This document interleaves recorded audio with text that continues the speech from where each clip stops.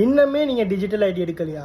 அவங்களுக்கான வீடியோ தான் இந்த video. Already digital ID apply பண்ணி உங்களுடைய இன்னுமே கன்ஃபர்மேஷன் லெட்டர் இன்னுமே வராதவங்களுக்கு ஒரு அப்டேட் பார்த்தீங்கன்னா, டிஜிட்டல் பொருளாதார அமைச்சால் வந்து ஒரு ரீசன்ட் அப்டேட் ஒன்று விட்டுருக்காங்க.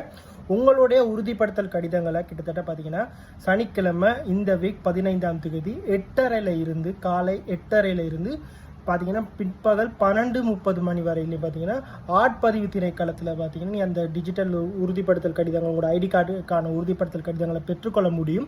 அது மாத்திரம் இல்லாமல் பார்த்தீங்கன்னா காலி, குருநாகல், அது மாத்திரம் இல்லாமல் வவுனியா, மட்டக்களப்பு, நுவரெலியா இந்த ஆட்பதிவு திணைக்களத்தின் கிளைகள் இருக்கு இல்லையா, இங்கேயும் பார்த்தீங்கன்னு சொன்னால் நீங்கள் ஆல்ரெடி அப்ளை பண்ணியிருந்தீங்கன்னா உங்களுக்கு உறுதிப்படுத்தல் கடிதம் வர்றதுக்காக நீங்கள் வெயிட் பண்ணிக்கிட்டு இருந்தீங்கன்னா இங்கேயும் போய்ட்டு நீங்கள் பெற்றுக்கலாம். ஆல்ரெடியே இருக்குது. இதை வந்து நான் என்ன பண்ணேன், எடுத்தாலும் ஒன்று தான், எடுக்கலாட்டியும் ஒன்று தான். இனிமேல் நிறைய பேர் வந்து பார்த்தீங்கன்னா பழைய ஐடி கார்டு தான் யூஸ் பண்ணிட்டு இருக்காங்க.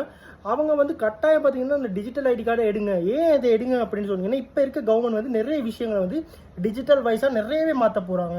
உங்களுடைய இப்போ ஃபார் எக்ஸாம்பிள் சொல்ல போனீங்கன்னா, நீங்கள் ஒரு ஃபாரினுக்கு அப்ளை பண்ணுறதுக்கு ரெடியாக இருக்கீங்க, அதுக்கான முயற்சிகள் செஞ்சு கொண்டிருக்கீங்கன்னா அந்த விஷயங்கள் எல்லாமே பார்த்தீங்கன்னா டிஜிட்டலைஸாக மாறுறதுக்கான நிறைய சான்சஸ் இருக்குது. ஏன்னா நிறைய விஷயங்கள் பார்த்தீங்கன்னா நிறைய முன்மொழிவுகள், அதாவது நடவடிக்கைகள் எல்லாமே பார்த்தீங்கன்னா டிஜிட்டலைஸாக மாற்றுறதுக்கு இந்த கவர்மெண்ட் நிறைய வேலைகளை செய்கிறாங்க.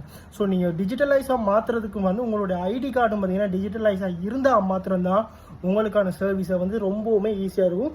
இது சாதாரணமான சர்வீசஸாக இருந்தால் கூட நாங்கள் கணக்கெடுக்காமல் பேசாமல் இருந்தோம்னா, நம்மளுடைய கவர்மெண்ட் சர்வீசஸ் வந்து டிஜிட்டலைஸாக மாறும்போது அதுக்கேற்ற மாதிரி நாங்களும் மாறாட்டி அப்புறம் டங்குவாறு கிழிஞ்சிரும்.